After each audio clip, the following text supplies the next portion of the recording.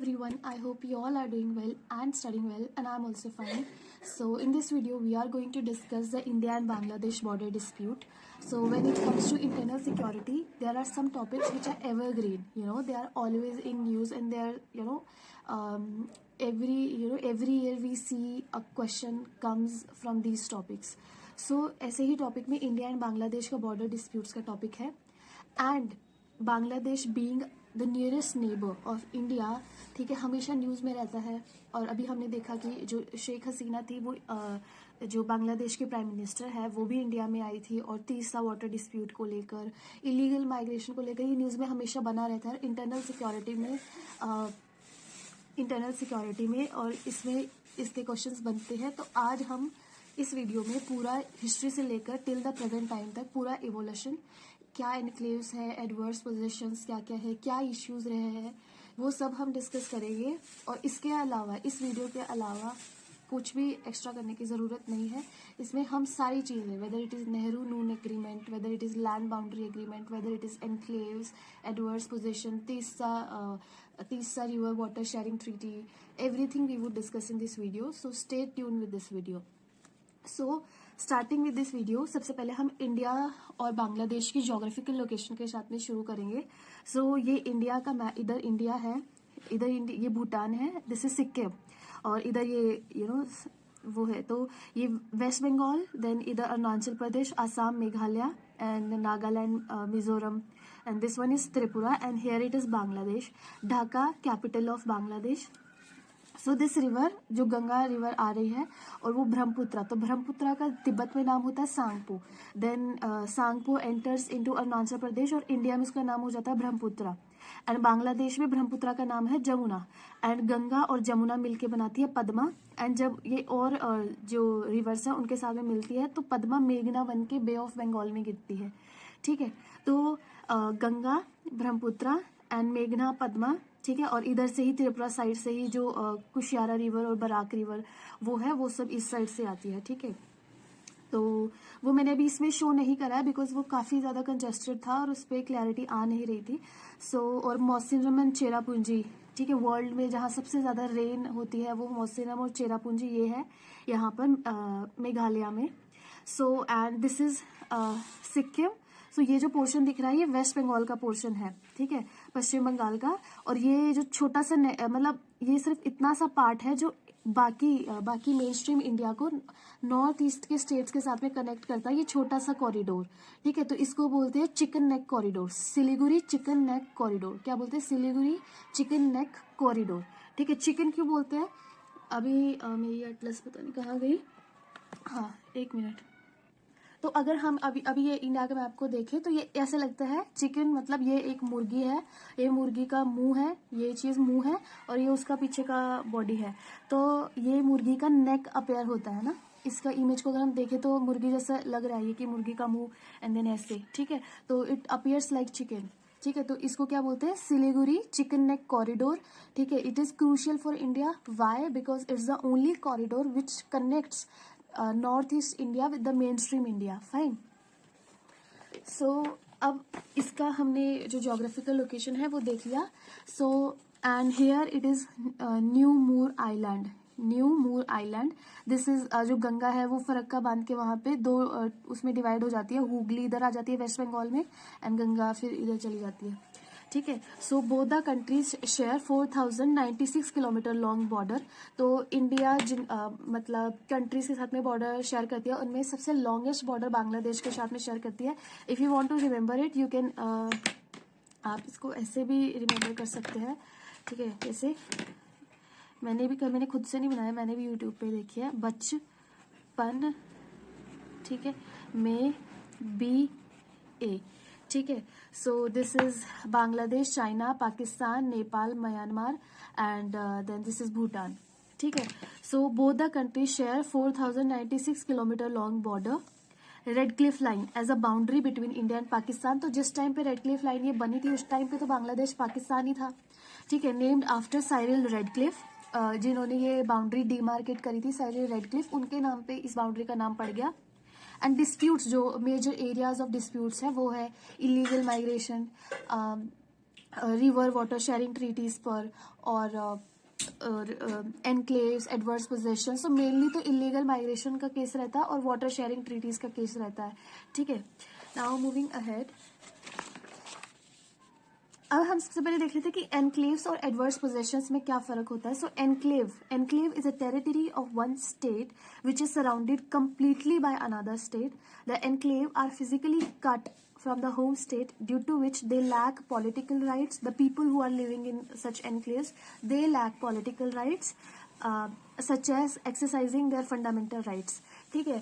तो एनक्लेव क्या होगा, जैसे कोई इंडिया का कोई छोटा सा, देखो जिस टाइम पे ये बाउंड्री डिमार्केट हुई थी उस टाइम पे मतलब क्योंकि जो इस टाइम पे बांग्लादेश है, उस टाइम पे जो बंगाल था उसमें 50.4% मुस्लिम पॉपुलेशन थी। मतलब अब मुस्लिम पॉपुलेशन आधी पॉपुलेशन के बराबर होगी 50.4%। तो उस टाइम पे सिर्फ रिलीजियस मेजोरिटी को देखते हुए मतलब डिमार्केट किया था।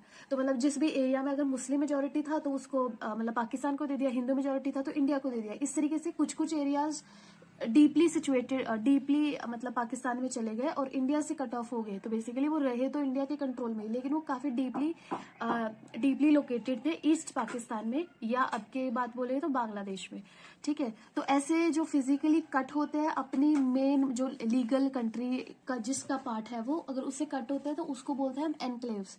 एडवर्स पोजेशंस क्या होती है, these are territories that are continuous to the border of one country, जिसका वो लीगली पार्ट है but in the control of neighbouring country, ठीक है। तो एडवर्स पोजीशन क्या होता है, बॉर्डर पे लोकेटेड होते हैं जिस कंट्री का वो लीगली पार्ट है बट कंट्रोल में किसके होते हैं, नेबरिंग कंट्री के, ठीक है।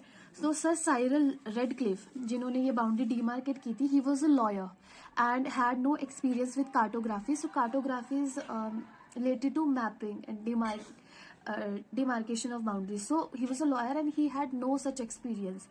Bengal had 50.4% Muslim population, was by and large scattered, and it was impossible to have a neat line. Fine. So division was done on the basis of religious majority. ठीक है, तो religious majority की basis पर जो line है वो demarcate कर दी, और 6.1 किलोमीटर line को तो demarcate भी नहीं किया था, उसको ऐसे ही छोड़ दिया था। वो ये है जो अनडिमार्केटेड लैंड बाउंड्री थी of 6.1 kilometre in 3 sector, Daikhata in West Bengal, and this is Muhuri river Belonia Tripura में, एंड लाठी टीला डुम्बावरी इन असम। तो ये 6.1 किलोमीटर की बाउंड्री को तो डिमार्केट भी नहीं कहता। Radcliffe he himself was like fed up, ठीक है, इतना मुश्किल काम उसको दे दिया था और इतनी कम टाइम लिमिट दी थी उनको ये डिमार्केट करने के लिए कि आई डोंट नो कैसे किया होगा। फिर उसके बाद में क्या हुआ, बंगाल की लिबरेशन के बाद में 1974 में शेख मुजीबुर रहमान उस टाइम पे बांग्लादेश के प्राइम मिनिस्टर थे, तो उन्होंने और इंडिया ने land boundary agreement between India and Bangladesh to exchange enclaves वो हुआ, लेकिन बांग्लादेश ने रेटिफाई कर दिया था, इंडिया ने नहीं करा था। और 1975 में Mujibur Rahman Bangladesh prime minister he was assassinated, ठीक है, वो उनका असैसिनेशन हो गया था एंड उसके बाद में इस चीज़ पे वही रोक लग गई, ठीक है। 2015 में हालांकि ये चीज़ पहले ही इंट्रोड्यूस हो गई थी जब यूपीए की गवर्नमेंट थी ना कांग्रेस की, उस टाइम पे भी ये एक्सचेंज ऑफ एनक्लेव्स के लिए जो बिल है वो आ गया था। और जब 2014 में जब बीजेपी गवर्नमेंट आई तो उन्होंने भी इस चीज़ को सपोर्ट किया, और 2015 में parliament of India passed 100th amendment to the constitution of India, and India received 51 Bangladeshi enclaves and Bangladesh received 111 Indian enclaves. The enclave residents were allowed to move to the country of their choice.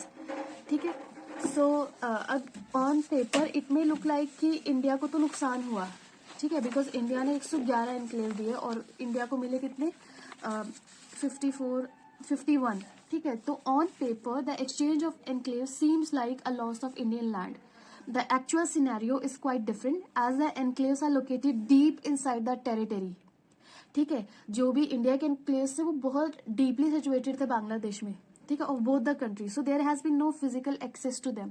So in a way तो वो वैसे भी उसी country का ही part थे, ठीक है, वो इतना फिजिकली मतलब कट थे इंडिया से।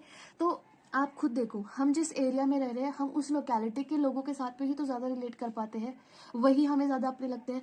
कोई दूसरे मतलब जो हमसे दूर रहते हैं उनके साथ हम इतना रिलेट नहीं कर पाते, ठीक है। तो वो लोग वैसे भी मतलब so this convert a de facto, वैसे तो डी फैक्टो था ही वो, so this converted de facto reality into de jure situation. Fine, so this is not my point of view, ये मैंने मिनिस्ट्री ऑफ एक्सटर्नल अफेयर्स की जो website है वहाँ पे एक PDF अवेलेबल है, तो ये सारा डेटा मैंने खुद लिया था, ठीक है। सो इसकी ये सर्टिफाइड है, ये जो भी डेटा इसमें मेंशन है, it's not my point of view, so you can आप इसको एज अ रेफरेंस यूज़ कर सकते हैं, ठीक है।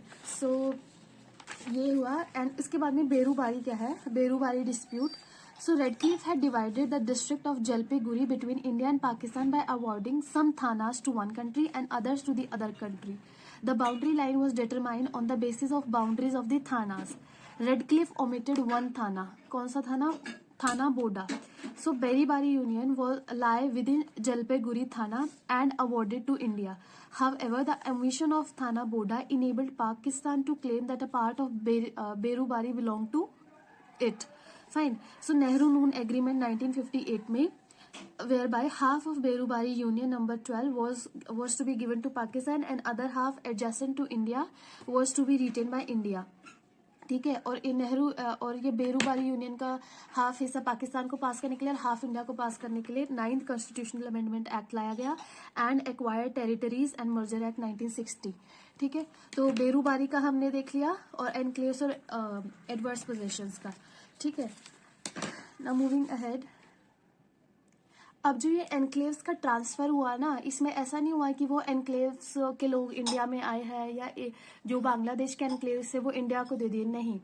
जो इंडिया के एनक्लेव्स थे बांग्लादेश में वो इंडिया ने बांग्लादेश को दे दिए, और जो बांग्लादेश के एनक्लेव्स थे इंडिया में वो बांग्लादेश ने इंडिया को दे दिए। और जो वहां पे लोग रह रहे हैं, ठीक है, ताकि लोगों का डिस्प्लेसमेंट ना हो, लोगों का रिहेबिलिटेशन करने की जरूरत ना पड़े, ठीक है, बिकॉज वो हमेशा से वहां पे रह रहे हैं, उनकी लैंड वहां पर है, सब कुछ वहां पर है, तो वो उसको छोड़ के किसी दूसरी जगह पे सेटल नहीं हो सकते। ठीक है, तो इसी वजह से बट ये जो चॉइस है वो अल्टीमेटली वो रेसिडेंट्स को दी गई है, जो एनक्लेव्स के रेसिडेंट्स है, कि whether they want to become like they want to, वो मतलब जिस उस कंट्री का मतलब सिटीजन रहना चाहेंगे या इंडिया के पास आना चाहेंगे। जैसे मान लो कि अगर इंडिया का कोई एनक्लेव है बांग्लादेश में, और इंडिया ने तो दे दिया अपना एनक्लेव बांग्लादेश को, लेकिन अब उस पर्टिकुलर एनक्लेव के जो रेसिडेंट्स हैं उनके पास चॉइस होगी कि वो अपनी ओरिजिनल कंट्री इंडिया के पास जाना चाहेंगे या बांग्लादेश के ही रहना चाहेंगे। ठीक है, तो the choice is ultimately given to the residents of the enclaves. Fine, now moving ahead, what is 3 bigha corridor? So basically 3 bigha corridor is a strip of land belonging to India. तो ये बेसिकली है तो इंडिया की territory, but India ने ये बांग्लादेश को दे दी ताकि जो बांग्लादेश है they can have physical access to their enclave which is in India. So is a strip of land belonging to India on the West Bengal and Bangladesh border, which in September 2011 was leased to Bangladesh so that Bangladesh could access its enclave which lay inside India. Fine. Now moving ahead.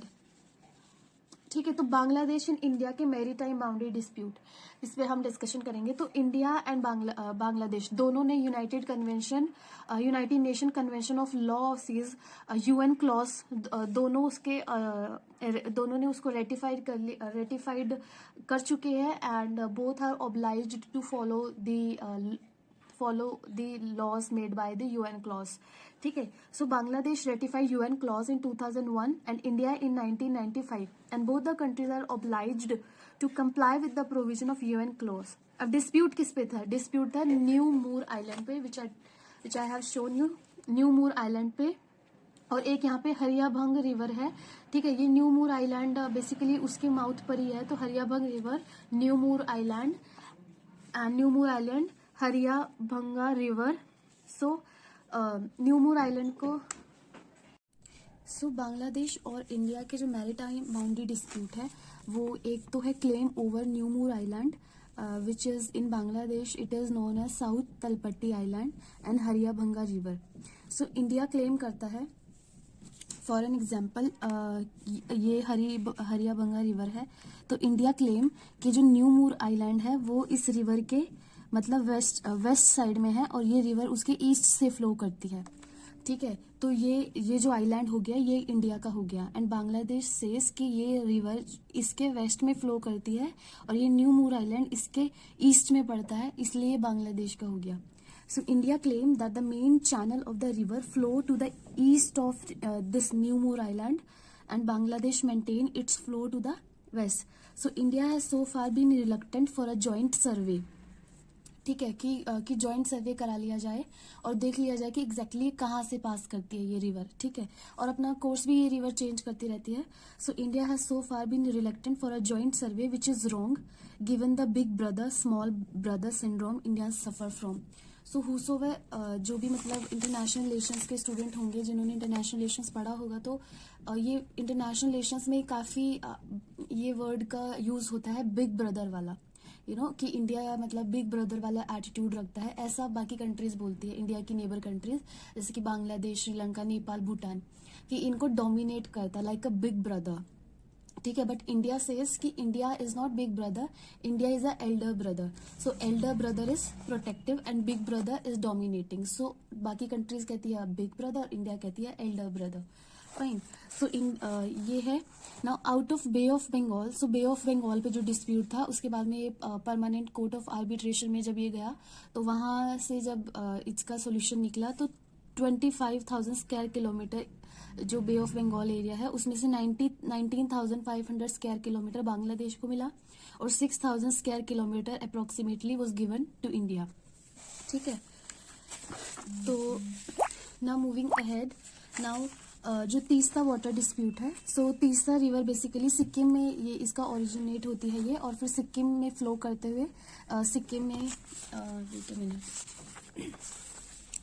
ठीक है, तो ये तीसरा river है, सिक्किम में originate होती है ये और फिर यहाँ से वेस्ट बंगाल होते हुए बांग्लादेश में एंटर करती है ये, ठीक है, and it is a tributary of Brahmaputra.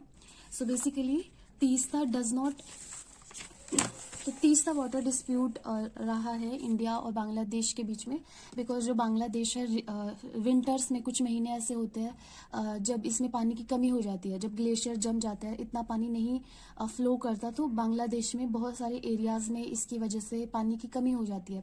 तो बांग्लादेश का हमेशा से ये इशू रहा है, और अभी जब बांग्लादेश के प्राइम मिनिस्टर शेख हसीना आई थी तो उनका ये फोकस एरिया था, वो चाहती थी इस पे कोई एग्रीमेंट हो, हाउएवर नहीं हुआ बिकॉज ये काफ़ी पॉलिटिकली भी काफ़ी हीटेड टॉपिक है। तो इस पे ममता बनर्जी का क्या स्टैंड है, जो वेस्ट बंगाल की चीफ मिनिस्टर है। So according to her the Teesta does not have water to be shared, कि तीस्ता में शेयर करने के लिए वाटर नहीं है। She says but West Bengal will be happy to share with Bangladesh water from rivers that have water to spare। तो वो कहती है कि तीस्ता में तो है नहीं पानी स्पेयर करने को, ठीक है, बाकी कोई रिवर में है तो वो बांग्लादेश खुशी खुशी वेस्ट बंगाल बांग्लादेश के साथ शेयर कर लेगा, ठीक है। तो ये उनका स्टैंड है। On September 6, 2022, as I told, India and Bangladesh ने signed a pact to share the water of Kushiara River। So Kushiara River Barak river की ट्रिब्यूटरी है, बराक रिवर इधर से आती है, तो कुशियारा रिवर पे एग्रीमेंट हुआ है अभी सितंबर में जब शेख हसीना इंडिया आई थी। 1996 में गंगा वाटर ट्रीटी हुई थी, उसके बाद में ये कुशियारा रिवर ट्रीटी ही हुई है। अभी तीसरा वाटर डिस्प्यूट पे अभी क्योंकि इसमें काफ़ी इवैल्यूएशन बाकी है कि कितना वाटर फ्लो करता है, क्या कुछ हो सकता है, उसके बाद में देखते हैं कि कोई एग्रीमेंट होता है नहीं होता है। So Teesta river, a tributary of Brahmaputra, originate in the Teesta Kangse Glacier and flows through Sikkim, then West Bengal and Bangladesh. Water level in the Teesta have drastically reduced over the years because of climate change, and Bangladesh and India share over 50 rivers. Fine. And according to Mamata Banerjee, this river Teesta is lifeline of northern West Bengal, ठीक है, ये भी उनका एक statement रहा है। So such statements we can use while answer writing. Fine. Now एक बार हम this is the baseline for any coastal country. If this is the baseline, so this one is the internal waters. फिर baseline से 12 nautical miles तक होता है territorial sea, और फिर baseline से 24 nautical miles तक होता है contiguous zone, and baseline से 200 nautical miles तक होता है exclusive economic zone, और exclusive economic zone के बियॉन्ड जो सी होते हैं उनको हाई सी बोलते हैं। फाइन।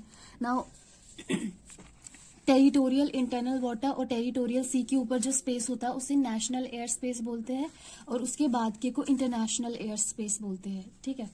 नाउ इंटरनल वाटर्स में that fall landward of baseline lakes rivers and tide waters no right in fact इनमें तो कोई इनोसेंट पैसेज भी नहीं, मतलब बिना किसी कंट्री के परमिशन के, मतलब हमारे टेरिटोरियल हमारे इंटरनल वाटर्स में that is very obvious, fine, innocent passage भी नहीं हो सकता without the permission of the coastal country.